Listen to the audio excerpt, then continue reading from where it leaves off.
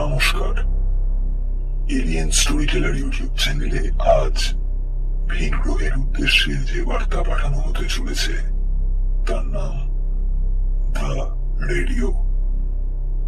আপনাদেরকে জানিয়ে রাখতে চাই, এই বার্তাটি একটি সত্য ঘটনা অবলম্বনে, তবে শ্রোতাদের জন্য শ্রুতিমধুর রাখতে এই কাহিনীর সমস্ত নাম, স্থান, কাল ও প্রেক্ষাপট কাল্পনিক রাখা হয়েছে, বাস্তবের সাথে যার কোনো মিল নেই। থাকলেও তা নেহাতি অনিচ্ছাকৃত ও কাকতালীয়। সকল শ্রোতাদের কাছে অনুরোধ, গল্পটি শোনার সময় কানে হেডফোন লাগিয়ে নিতে ভুলবেন না। শুরু হতে চলেছে আজকের কাহিনী, দ্য রেডিও।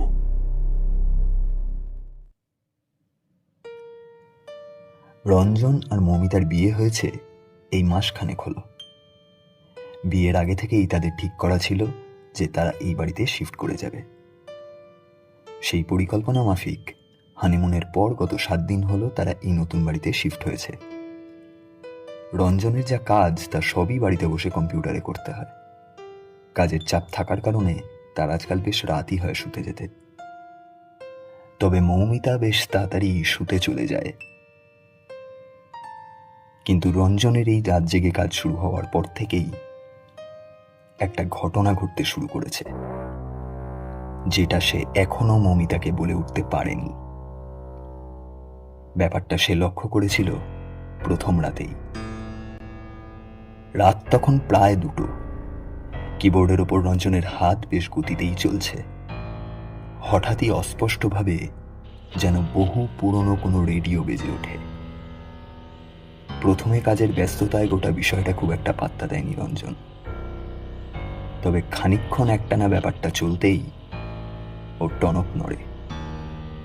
প্রথমে কান পেতে বোঝার চেষ্টা করে, তারপর বেশ অবাক ভাব ও কৌতূহল নিয়েই রঞ্জন আওয়াজটা কোথা থেকে আসছে সেটা বুঝতে চেষ্টা করে।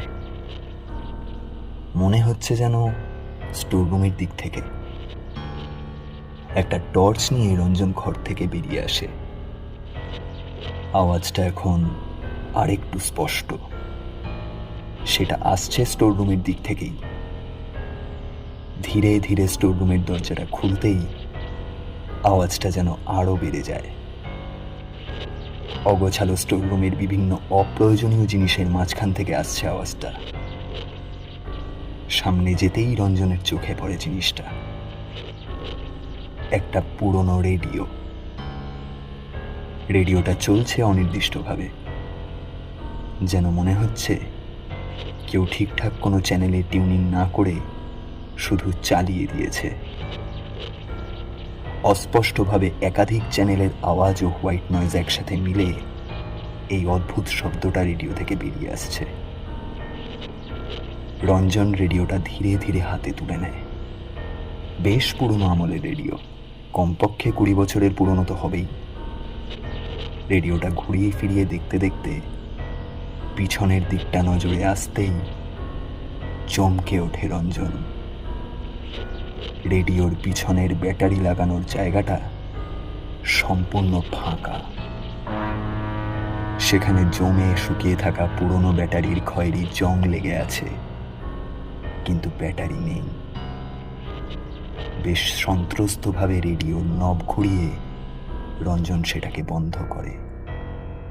তারপর ধীরে ধীরে যেখান থেকে তুলেছিল সেখানেই রেখে দেয়। তারপর স্টোররুমের দরজা আটকে নিজের ঘরে ফিরে আসে। বেশ খানিকক্ষণ চিন্তা করেও গোটা ঘটনার কোনো ব্যাখ্যা রঞ্জন মনে মনে পায় না। খানিক বাদে সে আবার নিজের কাজে মন দেয়। এরকম প্রতি রাতেই চলতে থাকে।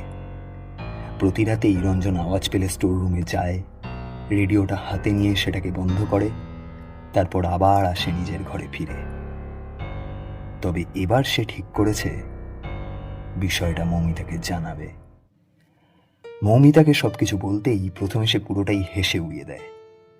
তারপর রঞ্জনের কথা শুনে যখন বোঝে যে সে ইয়ার্কি মারছে না, তখন মৌমিতা বলে, আচ্ছা আমি জেগে থাকবো, দেখি তোমার রেডিও কেমন চলে। সেই রাতেও সেই একই সময় রেডিওটা বাজতে শুরু করে। তারা স্বামী স্ত্রী দুজনে স্টোর রুমে এসে রেডিওটার সামনে দাঁড়ায়। প্রত্যেক দিনের মতো একইভাবে রেডিওটা বাজছে। প্রথমে দেখে বেশ হকচকিয়ে গেলেও মৌমিতা পরক্ষণেই নিজেকে বেশ সামলে নেয়। তারপর কয়েকবার রেডিওটা উল্টে পাল্টে দেখে সেটাকে বন্ধ করে হঠাৎ বেশ তাচ্ছিল্যের সাথে সেটাকে ঘরের কোণে ছুঁড়ে ফেলে দেয়। মৌমিতার কাণ্ড দেখে রঞ্জন বেশ অবাক হয়ে যায়। মৌমিতা রঞ্জনকে স্টোর রুম থেকে বেরিয়ে আস্তে আস্তে বলে, এই নিয়ে অত ভেবো না, ফালতু পুরনো জিনিস, এটা আমি কালই বাড়ি থেকে বিদায় করব। মৌমিতার এভাবে বলার জন্যেই হয়তো রঞ্জনও রেডিওর বিষয়টা আপাতত মাথা থেকে ঝেড়ে ফেলে দেয়। পরের দিনই কাগজালা ডেকে মৌমিতা বেশ কিছু পুরনো অপ্রয়োজনীয় জিনিস বিক্রি করে দেয়। তাতে মূলত রেডিওটা এত পুরনো যে তার জন্য আলাদা করে কোনো দামই পাওয়া যায় না। মৌমিতাও সেটা সেরকম আমল দেয় না।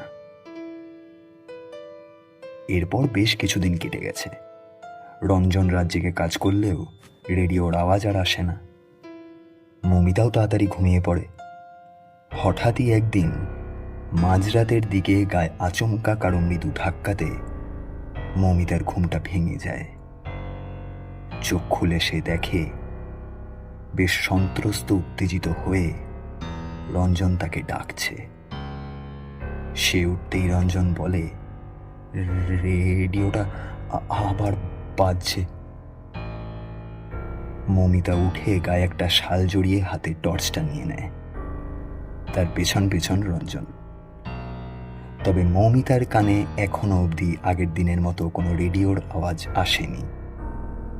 সে এসে স্টোর রুম খুলে ভিতরে ঢুকলেও কিছু শুনতে পায় না। অথচ রঞ্জন প্রচণ্ড ভয়ে এখনো দরজার সামনেই দাঁড়িয়ে আছে। সে রঞ্জনকে আশ্বাস দেয় যে না, রেডিওর কোনো চিহ্নমাত্র নেই কোথাও। কিন্তু রঞ্জন কিছুতেই মানতে চায় না। সে বুঝতে পারে না যা সে পরিষ্কার শুনতে পাচ্ছে তা মৌমিতা কেন শুনতে পাচ্ছে না। মৌমিতার মনে হয় হয়তো কাজের অতিরিক্ত চাপের জন্যেই রঞ্জন এসব উল্টোপাল্টা শুনছে। সে রঞ্জনকে উপরে নিয়ে এসে শুইয়ে দেয়। বিশ্রাম নিলেই এসব সমস্যা ঠিক হয়ে যাবে। তবে 2-4 দিন ধরে রঞ্জন কেমন যেন বেশ চুপচাপ মনমরা হয়েই থাকে। ডাকলে একবারে সাড়া দেয় না, যখন তখন অকারণে চমকে ওঠে। খাওয়া দাওয়াও কমে গেছে। মৌমিতা বেশ চিন্তিত হয়েই বাবা মা শ্বশুর শাশুড়ির সাথে কথা বলে ঠিক করে রঞ্জনকে মনোরোগ বিশেষজ্ঞের কাছে নিয়ে যাবে।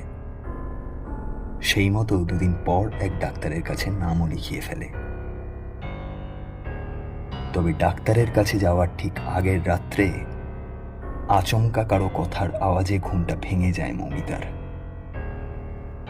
সে উঠে যা দেখে তাতে তার মেরুদণ্ড দিয়ে একটা হিম শীতল স্রোত বয়ে যায়। সে দেখে রঞ্জন যেন খুব কষ্ট করে অদৃশ্য কিন্তু মহাশক্তিশালী কাউকে 2 হাত দিয়ে আটকানোর চেষ্টা করছে। সঙ্গে দম চাপা বিকৃত কণ্ঠে বলছে, আমি জানি না, আমি কিছু করিনি, আমাকে ছেড়ে দাও, আমি মরতে চাই না। এই বলতে বলতে মৌমিতা কিছু বুঝে ওঠার আগেই সেই অদৃশ্য শক্তি যেন রঞ্জনকে শূন্যে তুলে বারান্দা দিয়ে ছুঁড়ে নিচে ফেলে দেয়। প্রচণ্ড ভয়ে তাকিয়ে থাকা মৌমিতা প্রায় 7 তলা নিচে রঞ্জনের শরীরটা পড়ার মৃদু আওয়াজে যেন প্রথমবার চোখের পাতা ফেলে। এই সাংঘাতিক ঘটনা ঘটে যাওয়ার পরেই মৌমিতা ঠিক করেছিল এই ঠিকানা সে ছেড়ে দেবে। সেই মতো দিন 15 পর নতুন মালিকের হাতে চাবি তুলে দেওয়ার আগে চাকরকে নিয়ে সে একবার স্টোর রুমটা খোলে। সেখানে সে যা খুঁজছিল সেটার সন্ধান করতে করতেই হঠাৎ মৌমিতার চোখে পড়ে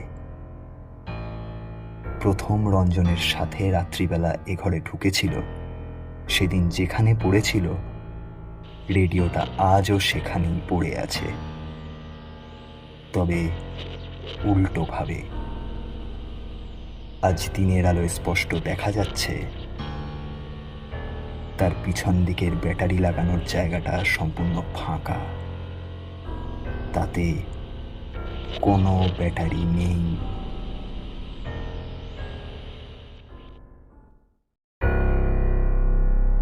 এতক্ষণ শুনছিলেন পৃথিবী থেকে ভিন গ্রহের উদ্দেশ্যে পাঠানো বার্তা, দ্য রেডিও। গল্পটা কেমন লাগলো তা কমেন্ট করে আমাদের জানান। ভালো লেগে থাকলে আমাদের চ্যানেলটি লাইক ও সাবস্ক্রাইব করতে ভুলবেন না।